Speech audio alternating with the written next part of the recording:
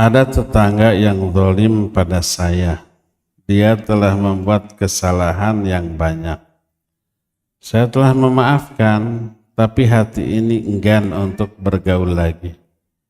Dan tidak ijab kabul. Ijab kabul apa nikah? Dan tidak ijab kabul, langsung memaafkan dia. Apakah dosa untuk saya? Baik, pertama, bila ada tetangga yang zalim dan sering terus menerus, coba introspeksi, pasti ada sebabnya. Mungkin kita pernah melakukan kesalahan kepada dia yang membuat dia dendam, atau ada akhlak kita yang tidak disukai. Coba lihat tetangga yang kayak gitu cuma dia atau semuanya begitu. Kalau semua tetangga begitu, introspeksi, mungkin kita memang pika sebelin. Sehingga semua tetangga begitu ya. Cari penyebab, mulai perbaiki dari sebab itu. Kalau kita ada kesalahan yang menyebabkan mereka benci, akui salah, minta maaf. Ya, itu yang pertama.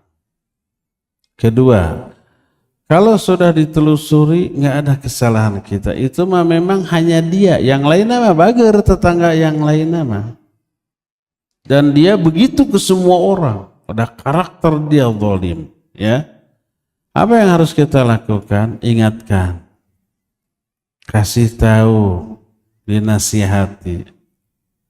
Mau nerima mau tidak urusan belakangan. Itu urusan Allah dengan dia. Allah melihat dia layak nggak dikasih hidayah. Kalau layak Allah kasih hidayah, dia berhenti dari kejahatan. Kalau ternyata tidak, Allah biarkan dia di dalam kejahatannya untuk diazab kelak ya. Tapi yang jelas kewajiban kita hanya menasihati. Wa ma alaina illal balagh. Nggak ada kewajiban bagi kita kecuali hanya menyampaikan. Ini yang kedua. Yang ketiga, apa harus dibalas atau dimaafkan? Kalau ada orang lain berbuat jahat kepada kita, Allah menyodorkan 3 opsi. Opsi pertama, balas kejahatannya dengan kejahatan yang setimpal. Faman i'tada 'alaika fa'tadau, faman i'tada 'alaikum fa'tadau 'alaihi bimithli ma i'tada 'alaikum. Siapa orang yang jahat kepada kamu, berbuat aniaya, balas dengan kejahatan yang setimpal. Oleh Allah dibolehkan. Ini opsi pertama ya. Opsi kedua, dimaafkan. Ini lebih baik kalau maslahat. Apa makna memaafkan? Memaafkan itu tidak memberi balasan walaupun kita mampu membalasnya. Asal tidak membalas, itu sudah memaafkan. Walaupun kalau kita mau membalas bisa, sudah maafkan saja, dibiarkan. Walaupun hati masih mangkal, hati masih kehel, nggak mau ketemu lagi. Tadi di pertanyaan itu disebutkan saya enggan bergaul lagi dengan dia. Ya, kalau memberi efek buruk, jauhi saja. Tidak berarti memusuhi. Kalau ketemu di jalan, biasa assalamualaikum, timana badeka mahana kumaha damang, biasa. Tapi bergaul rapat karena keburukan akhlak dia, maka kita tidak. Ya. Jadi opsi kedua, memaafkan. Apa artinya memaafkan?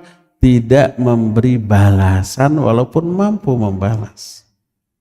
Walaupun hati masih mangkel, iya, masih kesel, iya. Ini yang kedua.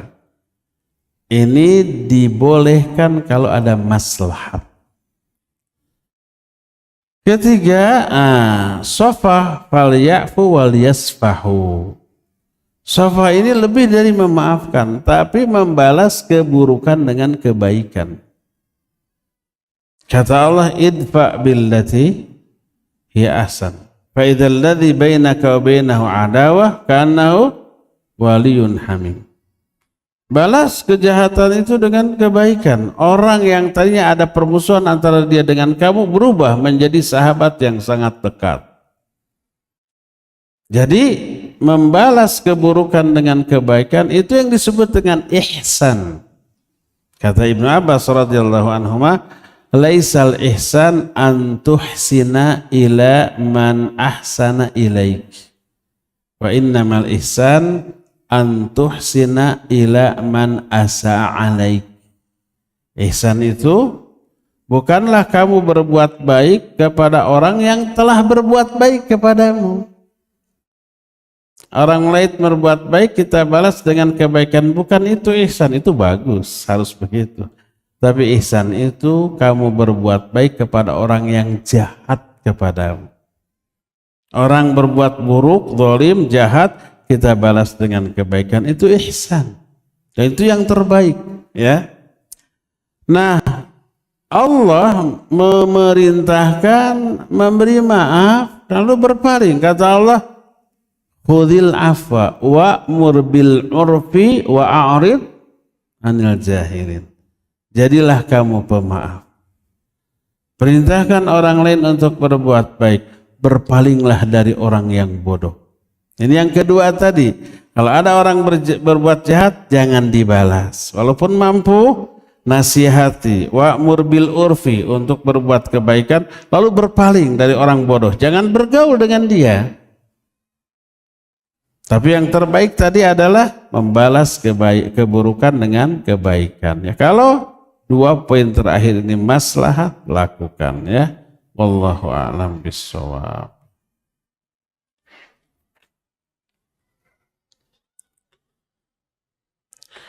Sebagaimana Ustaz tadi sampaikan bahwa Allah senang jika sering diminta. Hanya saja terkadang saya suka ada malu kalau banyak meminta kepada Allah, sedangkan saya masih banyak kekurangan dalam ibadah. Bagaimana solusinya? Ini penerapan malu yang salah kaprah. Betul bahwa kita disuruh malu kepada Allah. Sebagaimana sabda Rasul sallallahu alaihi wasallam, istahyau minallah. Malulah kamu kepada Allah azza wajalla dengan sebenar-benarnya. Ketika menjelaskan makna malu kepada Allah itu, jangan berbuat dosa, jangan berbuat maksiat. Allah banyak memberikan beragam karunia dan kebaikan, kita balas dengan kemaksiatan. Apa enggak malu tuh? Jangankan kepada Allah. Kalau ada tetangga, kawan tiap hari ngirim makanan, kalau kita sakit ditengok, dikasih makanan, dikasih uang segepok, diantar ke dokter, dibayarin baik gitu ya. Lalu oleh kita dibalas dengan keburukan, pas datang banjur kucai gitu ya. Pas umpamanya kita sapu di halaman, sampahnya kita lempar ke halaman dia. Berani nggak kita begitu ke tetangga yang baik ke kita? Nggak berani, malu kita. Dia baik, masa kita balas dengan kejahatan? Malu. Itu ke orang, apalagi kepada Allah.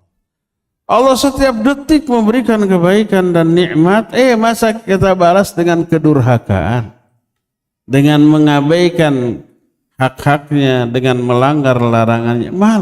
Malu kepada Allah, jangan berdosa, jangan langgar larangannya, jangan abaikan perintahnya.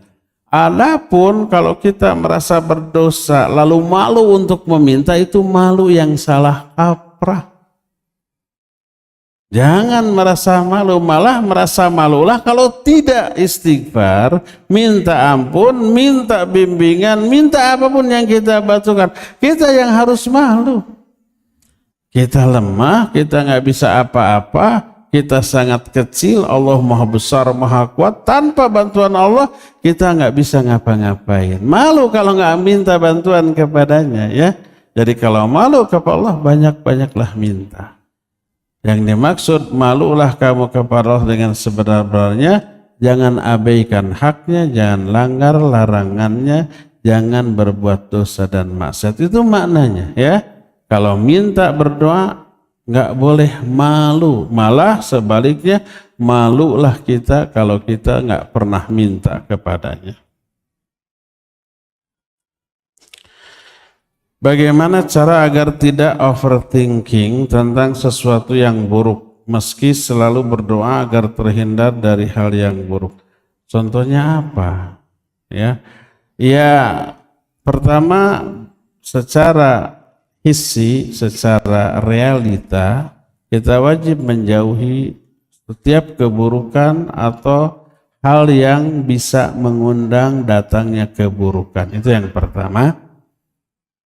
Lakukan selalu kebaikan dan hal-hal yang menyelamatkan, hal-hal yang hanya menghasilkan kebaikan. Berupaya maksimal untuk itu dan berdoa kepada Allah Azza wa Jalla. Hasilnya serahkan kepada Allah. Itu yang namanya tawakal. Nggak perlu khawatir yang berlebihan. Saya sudah berusaha, saya sudah meminta kepada Allah, tapi takut aja, itu kurang tawakal. Sudah. Hasilnya serahkan kepada Allah sebagai sang pengatur seluruh kehidupan. Itulah yang namanya tawakal.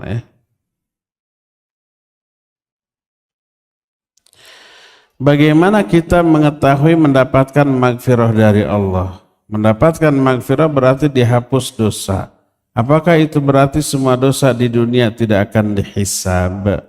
Ya, pertama, tadi sudah dijelaskan, ada orang yang dosanya itu tercatat sampai ke akhirat, tidak dihapus. Tapi di akhirat diampuni. Tadi dikatakan ata'rifu dzamba kadza wa kadza, kamu mengakui dosa-dosamu ini, catatannya dibuka. Catatannya tidak dihapus. Tapi lalu Allah berkata, qad satartuha laka fid dunya. Aku sembunyikan, aku rahasiakan dosamu itu dunia, wa ana aghfiruha lakal yaum. Pada hari ini aku ampuni dosamu. Catatannya ada, tapi diampuni. Itu maghfirah. Di dunia ditutup, catatannya sampai ke akhirat, tapi kemudian diampuni, ya. Tidak dihapus, tapi nanti di akhirat dosa yang tidak dihapus catatannya akan diampuni oleh Allah Azza wa Jalla. Siapa mereka? Pertama yang melakukan 3 amalan tadi. Nanti ada lagi yang lain. Di antaranya berpegang teguh kepada sunnah Nabi SAW. Tuh, kata Allah, qul in kuntum tuhibbunallah fattabi'uni. Terus yuhibbukumullah wa yaghfir lakum dzunubakum. Kalau kamu benar-benar cinta kepada Allah, ikuti aku, ikuti Rasul SAW, maka Allah akan mencintai kamu dan memberi maghfirah kepadamu. Salah satu amalan yang mengundang turunnya maghfirah, berpegang teguh kepada sunnah Nabi SAW. Yaitu nanti ya. Jadi yang jelas, catatan dosa kita bisa dihapus dengan amalan penghapus dosa, tobat dan seterusnya. Ada yang tidak terhapus tapi nanti di akhirat diampuni, ya. Nanti ada pembagiannya. Bagaimana caranya kita tahu bahwa kita dapat maghfirah? Caranya agar kita tahu bahwa kita dapat maghfirah atau tidak adalah lihat efeknya kepada kita. Kalau ternyata kita ini sensitif terhadap sentuhan ayat, hadis, nasihat, dakwah, penjelasan, dibacakan ayat, gitu ya, bertambah iman kita, disebut nama Allah, azabnya, nerakanya, azab kuburnya, bergetar hati kita, lalu nangis takut, terus kita terdorong untuk melakukan ibadah, ya, menjauhi dosa-dosa. Yakinlah taubat kita diterima. Yakinlah kita dapat maghfirah dari Allah Subhanahu wa ta'ala, ya.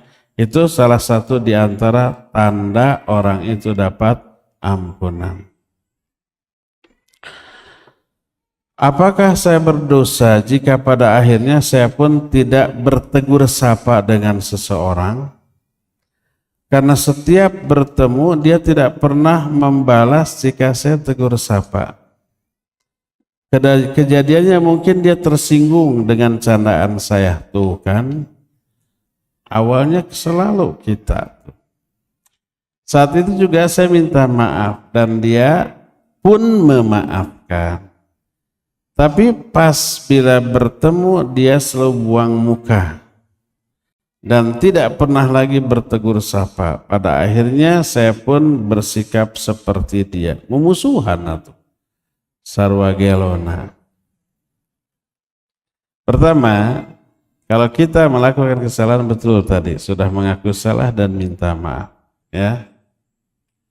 Adapun dimaafkan atau tidak itu urusan dia dengan Allah Subhanahu wa taala, ya. Yang kedua, akhirnya dia memusuh kita, menghajar kita. Hajar bahasa Arab bukan bahasa Indonesia, bukan dihajar. Dihajar itu dibiarkan kita, tidak ditegur, tidak disapa, salam kita nggak dijawab. Biar itu urusan dia dengan Allah, ya. Apa kita kalau ketemu dia salam nggak? Tetap salam. Dia muslim kan? Jadi muslim dengan muslim, idza laqitahu fasallim alaih. Kalau kamu berjumpa dengan dia, salam. Dijawab tidak dijawab urusan dia dengan Allah Azza wa Jalla. Tetap ramah, tersenyum, apalagi kita menyadari dia begitu awalnya karena dosa kita. Nggak apa-apa. Assalamualaikum ahi, gitu. Biar kita dapat pahala, dia dapat dosa karena menjawab salam. Wajib menyampaikan salamnya sunnah. Kita dapat pahala sunnah, dia berdosa karena tidak menunaikan yang wajib. Biarkan, ya. Biarkan, itu urusan dia. Jangan sarwana. Nggak mau salam lagi. Nanti kalau dia salam, saya juga nggak mau salam. Jangan.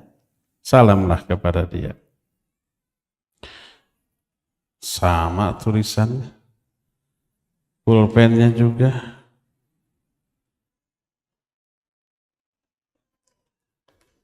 Nanti. Bagaimana agar kita tidak berlebih-lebihan dalam mencintai sesuatu yang tidak membuat kita memprioritaskan cinta tersebut di atas cinta Allah. Agar tidak berlebih-lebihan dalam mencintai sesuatu, jangan berlebih-lebihan. Cintai ala kadarnya. Sesuatu itu apa? Sesuatu apa seseorang?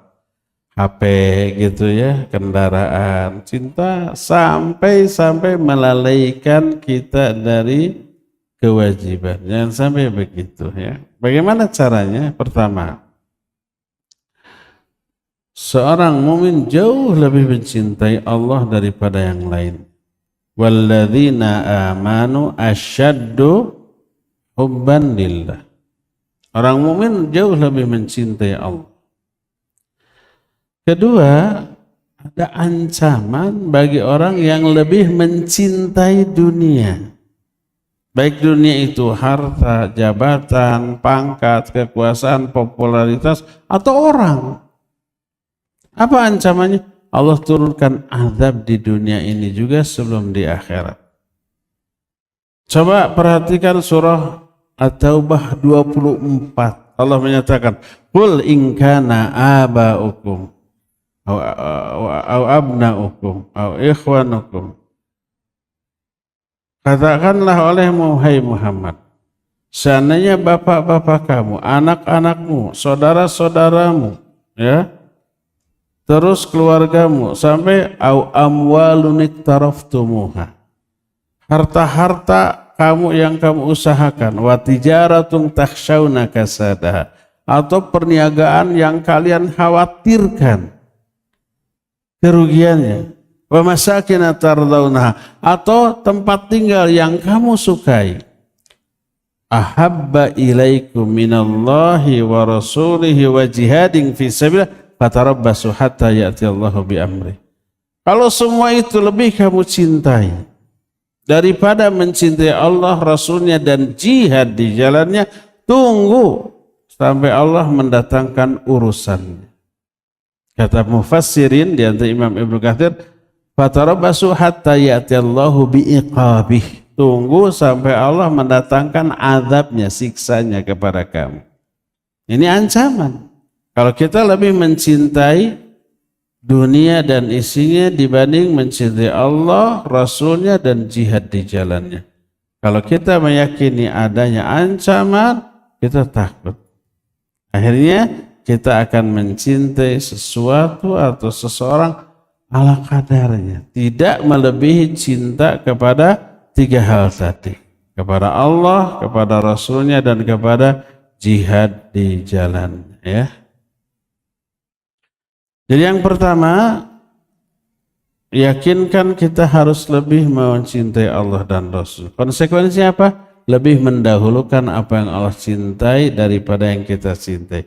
Kedua, yakini besarnya dosa dan azab Allah kepada orang yang mencintai dunia selain Allah. Ketiga, doa agar Allah membersihkan hati kita. Itu tanda kotornya hati kita. Coba banyak berdoa, Allah Rabbana la tuzigh qulubana ba'da idh hadaitana. Banyak berdoa, Allahumma ya musarrif ya muqallibal qulub, tsabbit qalbi ala dinik.